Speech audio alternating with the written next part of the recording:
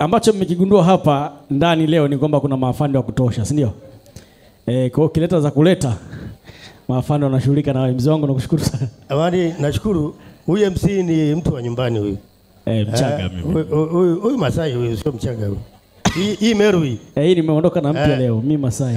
Wanaona na nafikiri kwetu tunafahamu pote binti kama huyu tukishapeleka akienda akafanya viongozi zake kule akaharibu kwa staili ambayo sisi hatutaweza kumuelewa, akija nyumbani tunamhoji, tukiona kama labda yeye ndio ameharibu, sisi tunamrudisha na fimbo, au sio pote? Kabisa mzee wangu. Nashukuru sana. Ashenale. Badisho. Asante. Leo kazi ipo. Sasa mzee wangu simama kwanza hapo. Hapo. Yes. Kama mlijua kuna maafande kweli. Alimwambia Pius achia mkono. Pius akaachia mkono haraka sana. All right.